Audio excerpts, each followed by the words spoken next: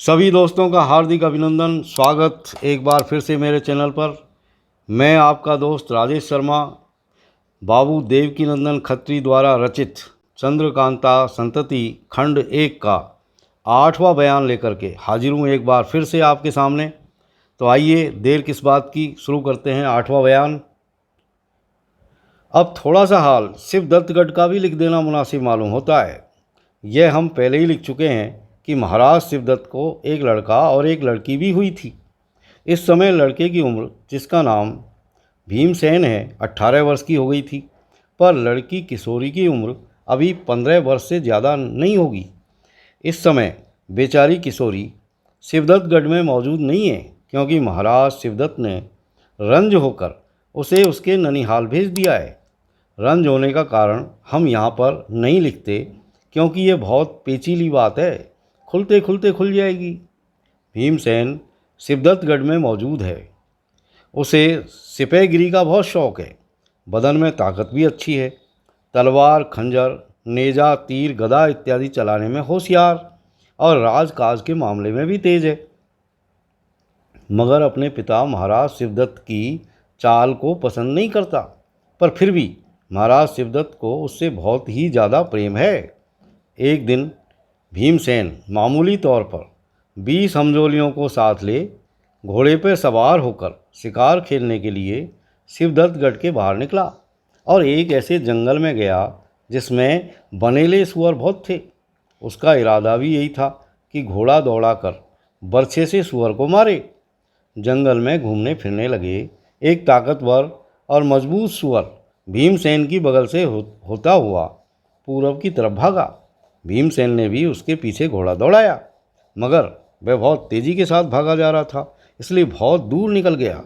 उसके संगी साथी सब पीछे छूट गए। यकायक भीमसेन ने देखा कि सामने की तरफ जिधर सुअर भागा जाता है, एक औरत घोड़े पर सवार हाथ में बर्छी लिए इस ताक में खड़ी है कि सुअर पास आवे तो बर्छी से मार ले। जब सुअर ऐसे ठिकाने पर पहुंचा जहां से वह औरत इतनी दूर रह गई जितनी दूर उसके पीछे भीमसेन था, वह बाईं तरफ को मुड़ा और पहले से ज़्यादा तेज़ी के साथ भागा। भीमसेन और वह औरत दोनों ही ने उसके पीछे घोड़ा फेंका, मगर भीमसेन से पहले उस औरत ने पहुंचकर बर्छी मारी, जिसके लगते ही वह सुअर गिरा। अपना शिकार एक औरत के हाथ से मरते देख भीमसेन को क्रोध चढ़ाया और आंखें लाल हो गई। ललकार करके औरत से बोला, तूने मेरे शिकार पर क्यों बर्छी चलाई? औरत, क्या शिकार पर तुम्हारा नाम खुदा हुआ था? भीम, क्यों नहीं, मेरा जंगल है, मेरा शिकार है, इतनी देर से मैं इसके पीछे चला आ रहा हूँ। औरत, वाह रे तेरा जंगल और वाह रे तेरा शिकार, 3 कोस से दौड़े चले आते हैं, एक सुअर ने मारा गया, शर्म तो आती नहीं, उल्टे लाल आंखें कर मर्दानगी दिखा रहे हैं। भीम, क्या कहूँ, तेरी खूबसूरती पर रहम आता है। औरत समझकर छोड़ देता हूँ, नहीं तो ज़रूर मज़ा चखा देता।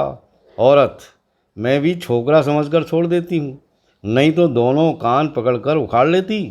भीम, दांत पीसकर, बस अब सहा नहीं जाता, जुबान संभाल। औरत, नहीं सहा जाता तो अपने हाथ से अपना मुँह पीट। यहाँ तो जुबान हमेशा यूँ ही चलती रही है और चलती रहेगी। इस औरत की खूबसूरती और सवारी का ढंग, बदन की सुडौली और फुर्ती यहाँ तक बड़ी चढ़ी थी कि आदमी घने देखा करे और जी न भरे, मगर इसकी जली कटी बातों ने भीमसेन को आपे से बाहर कर दिया। आंखों के आगे अंधेरा छा गया। बिना कुछ सोचे विचारे उस औरत पर बर्छी का वार किया। औरत ने बड़ी फुर्ती से बर्छी को ढाल पर रोका और हंसकर कहा, और जो कुछ हौसला रखता हो तो ला। घंटे भर तक दोनों में बर्छी की लड़ाई हुई। इस समय अगर कोई इस फन का उस्ताद होता तो उस औरत की फुर्ती देख बेशक खुश हो जाता और वाह वाह या शाबाश कहे बिना न रहता। आखिर उस औरत की बर्छी, जिसका फल जहर से बुझाया हुआ था, भीमसेन की जांघ में लगी, जिसके लगते ही तमाम बदन में जहर फैल गया और वह बदहवास होकर ज़मीन पर नीचे गिर पड़ा। अब हम पढ़ेंगे 9वां बयान। भीमसेन के साथियों ने बहुत खोजा, मगर भीमसेन का पता नहीं लगा। लाचार कुछ रात जाते जाते लौट आए और उसी समय महाराज शिवदत्त के पास जाकर अर्ज किया कि आज शिकार खेलने के लिए कुमार जंगल में गए थे। एक बनेले सुअर के पीछे घोड़ा फेंकते हुए न मालूम कहाँ चले गए। बहुत तलाश किया मगर पता नहीं लगा। अपने लड़के के गायब होने का हाल सुन महाराज शिवदत्त बहुत घबरा गए। थोड़ी देर तक तो उन लोगों पर खफा होते रहे जो भीमसेन के साथ थे। आखिर कई जासूसों को बुलाकर भीमसेन का पता लगाने के लिए चारों तरफ रवाना किया और अय्यारों को भी हर तरह की ताकीद की, मगर 3 दिन बीत जाने पर भी भीमसेन का पता न लगा। एक दिन लड़के की जुदाई से व्याकुल हो कमरे में अकेले बैठे तरह तरह की बातें सोच रहे थे कि एक खास खिदमतगार ने वहां पहुंच अपने पैर की धमक से उन्हें चौंका दिया। जब वे उस खिदमतगार की तरफ देखने लगे तो उसने एक लिफाफा दिखाकर कहा, चौबदार ने यह लिफाफा हुजूर में देने के लिए मुझे सौंपा है। उस चौबदार की जुबानी मालूम हुआ कि कोई ऊपरी आदमी यह लिफाफा देकर चला गया। चौबदारों ने उसे रोकना चाहा था मगर वह फुर्ती से निकल गया। महाराज शिवदत्त ने वह लिफाफा लेकर खोला। अपने लड़के भीमसेन के हाथ के लेख को पहचान बहुत खुश हुए, मगर चिट्ठी पढ़ लेने से तरद्दुद की निशानी उनके चेहरे पर झलकने लगी। चिट्ठी का मतलब यह था, यह जानकर आपको बहुत रंज होगा कि मुझे एक औरत ने बहादुरी से गिरफ्तार कर लिया, मगर क्या करूं, लाचार हूं। इसका हाल हाजिर होने पर अर्ज करूंगा। इस समय मेरी छुट्टी तभी हो सकती है जब आप वीरेंद्र सिंह के कुल अय्यारों को जो आपके यहाँ कैद हैं छोड़ दें और वे खुशी राजी से अपने घर पहुंच जाएं। मेरा पता लगाना व्यर्थ है। मैं बहुत ही बेढब जगह कैद किया गया हूं। आपका आज्ञाकारी पुत्र भीम। चिट्ठी पढ़कर महाराज शिवदत्त की अजब हालत हो गई। सोचने लगे, क्या भीम को एक औरत ने पकड़ लिया?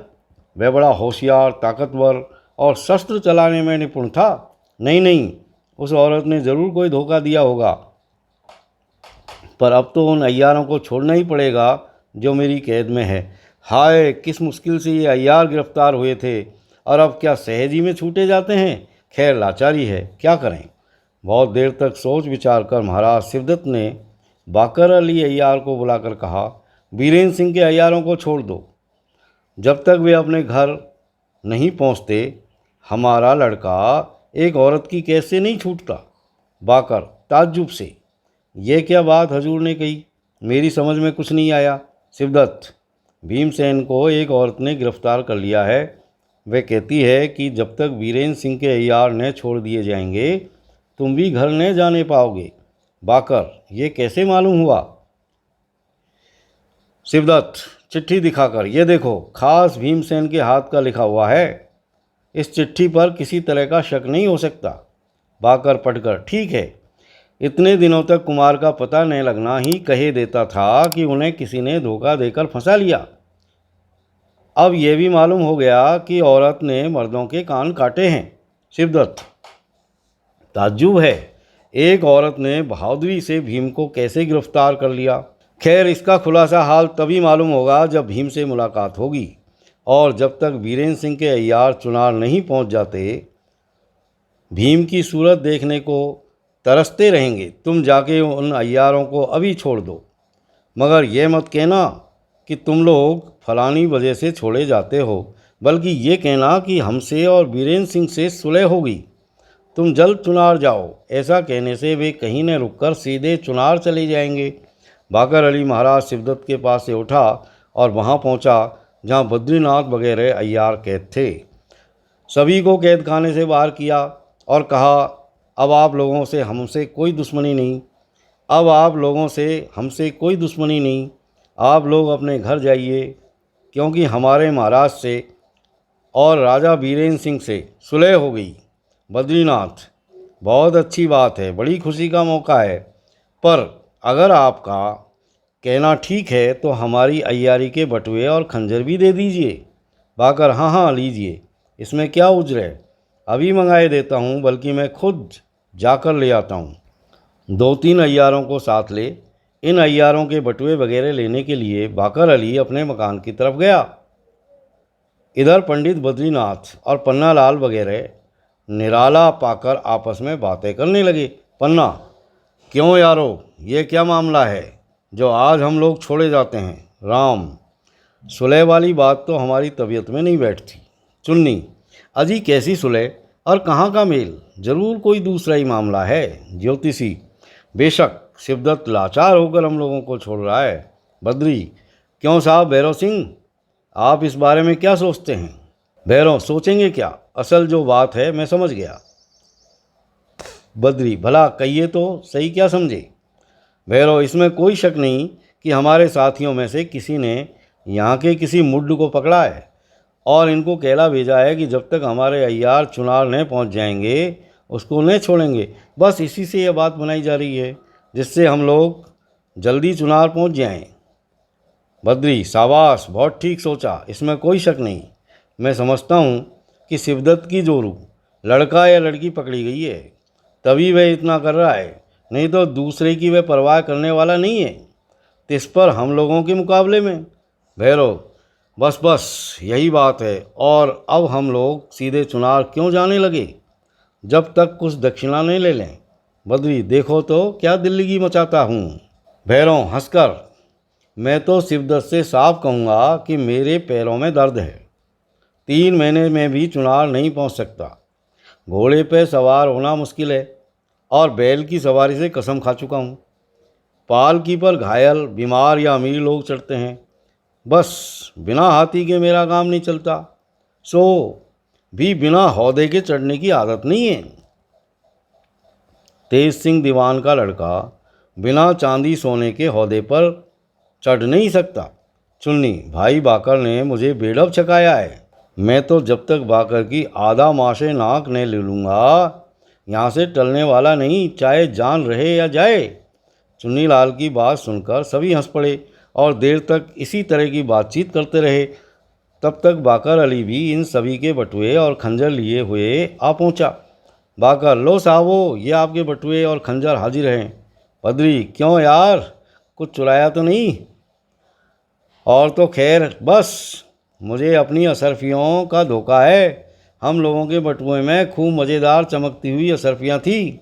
बाकर, अब लगे झूठ मूठ का मखेड़ा मचाने। राम मुँह बनाकर, सच कहना, इन बातों से तो मालूम होता है अशरफियाँ डकार गए। पन्नालाल वगैरह की तरफ देखकर, लो भाइयों, अपनी चीज़ें देख लो।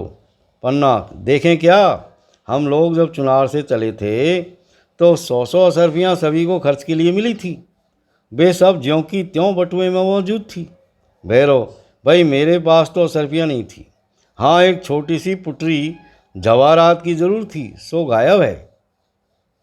अब कहिए इतनी बड़ी रकम कैसे छोड़कर चुनार जाएं? बद्री, अच्छी दिलगी है, दोनों राजों में सुलह हो गई और इस खुशी में लुट गए हम लोग। चलो एक दफ़े महाराज शिवदत्त से अर्ज करें, अगर सुनेंगे तो बेहतर है, नहीं तो इसी जगह अपना गला काट कर रख जाएंगे। धन दौलत लुटाकर चुनार जाना हमें मंजूर नहीं। बाकर अली हैरान कि इन लोगों ने अजब उदम मचा रखा है। कोई कहता है मेरी असरफियाँ गायब है, कोई कहता है मेरी जवाहरात की गठरी गुम हो गई, कोई कहता है हम लुट गए, अब क्या किया जाए? हम तो इस फिक्र में हैं कि जिस तरह हो ये लोग जल्दी चुनार पहुँचे, जिसमें भीमसेन की जान बचे, मगर ये लोग तो खमीरी आटे की तरह फैले ही जाते हैं। खैर एक दफ़े इनको धमकी देनी चाहिए। बाकर, देखो तुम लोग बदमाशी करोगे तो फिर कैद कर लिए जाओगे। बद्री, जी हाँ, मैं भी यही सोच रहा हूँ। पन्ना, ठीक है, ज़रूर कैद कर लिए जाएंगे क्योंकि अपनी जमा मांग रहे हैं, चुपचाप चले जाएं तो बेहतर है, जिसमें बखूबी रकम पचा जाओ और कोई सुनने न पावे।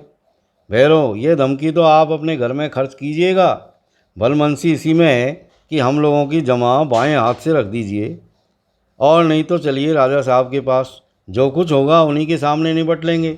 बाकर, अच्छी बात है, चलिए सब, चलिए चलिए। यह मस्करों का झुंड बाकर अली के साथ महाराज शिवदत्त के पास पहुंचा। बाकर, महाराज देखिए लोग झगड़ा मचाते हैं।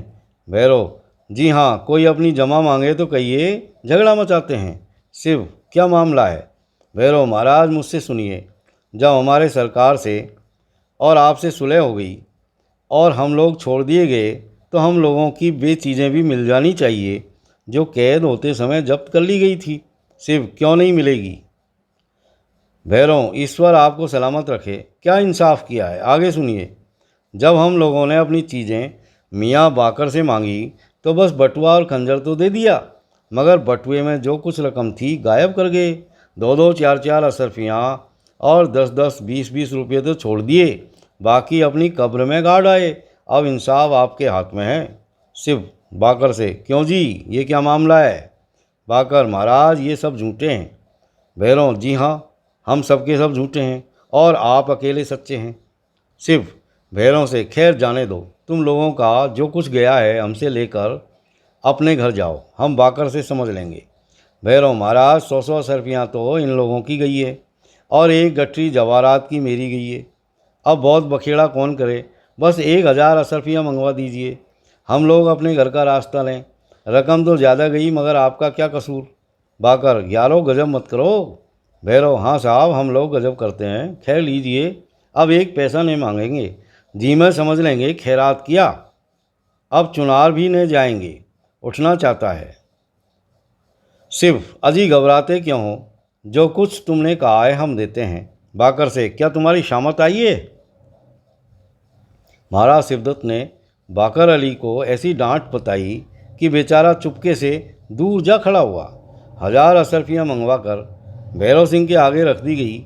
ये लोग अपने बटुओं में रख उठ खड़े हुए। यह भी ने पूछा कि तुम्हारा कौन कैद हो गया जिसके लिए इतना सह रहे हो? हाँ, शिवदत्तगढ़ के बाहर होते होते इन लोगों ने पता लगा ही लिया कि भीमसेन किसी अय्यार के पंजे में पड़ गया है। शिवदत्तगढ़ से बाहर हो सीधे चुनार का रास्ता लिया। दूसरे दिन शाम को जब चुनार 15 कोस बाकी रह गया, सामने से एक सवार घोड़ा फेंकता हुआ इसी तरफ आता दिखाई पड़ा। पास आने पर भैरव सिंह ने पहचाना कि शिवदत्त का लड़का भीमसेन है। भीमसेन ने इन अय्यारों के पास पहुंचकर घोड़ा रोका और हंसकर भैरव सिंह की तरफ देखा, जिसे वह बखूबी पहचानता था। भैरव, क्यों साहब, आपको छुट्टी मिली? अपने साथियों की तरफ देखकर, महाराज शिवदत्त के पुत्र कुमार भीमसेन यही है। भीम, आप ही लोगों की रिहाई पर मेरी छुट्टी बधी थी, आप लोग चले आए तो मैं क्यों रोका जाता? भैरव, हमारे किस साथी ने आपको गिरफ्तार किया? भीम, सो मुझे मालूम नहीं। शिकार खेलते समय घोड़े पे सवार एक औरत ने पहुंचकर नेजे से मुझे जख्मी किया। जब मैं बेहोश हो गया तो मुश्के बांधकर एक खोए में ले गई और इलाज करके आराम किया। आगे का हाल आप जानते हैं। मुझे ये नहीं मालूम हुआ कि वह औरत कौन थी, मगर इसमें शक नहीं कि थी वह औरत ही। भैरव, खैर अब आप अपने घर जाइए, मगर देखिए आपके पिता ने व्यर्थ ही हम लोगों से बैर बांध रखा है। जब वे राजकुमार वीरेंद्र सिंह के कैदी हो गए थे, उस वक्त हमारे महाराज सुरेंद्र सिंह ने उन्हें बहुत तरह से समझाकर कहा कि आप हम लोगों से बैर छोड़ चुनार में रहें, हम चुनार की गद्दी आपको फेर देते हैं। उस समय तो हजरत को फ़कीरी सूझी थी। योगाभ्यास की धुन में प्राण की जगह बुद्धि को ब्रह्मांड में चला ले जाएंगे, लेकिन अब फिर गुदगुदी मालूम होने लगी। खैर हमें क्या, उनकी किस्मत में जन्म भर दुखी भोगना बंधा है तो कोई क्या करे। इतना भी नहीं सोचते कि जब चुनार के मालिक थे तब तो कुंवर बीरेंद्र सिंह से जीते नहीं, अब न मालूम क्या कर लेंगे। भीम, मैं सच कहता हूँ कि उनकी बातें मुझे पसंद नहीं, मगर क्या करूँ, पिता के विरुद्ध होना धर्म नहीं है। भैरव, ईश्वर करे इसी तरह आपकी धर्म में बुद्धि बनी रहे। भीमसेन ने अपने घर का रास्ता लिया और हमारे चोखे अय्यारों ने चुनार की सड़क नापी। तो साथियों, इस वीडियो को हम यहीं पर समाप्त करेंगे और अगले वीडियो में 10वें बयान के साथ मैं आपका दोस्त राजेश शर्मा एक बार फिर हाजिर होऊंगा। तब तक के लिए have a nice time. Thank you very much for watching.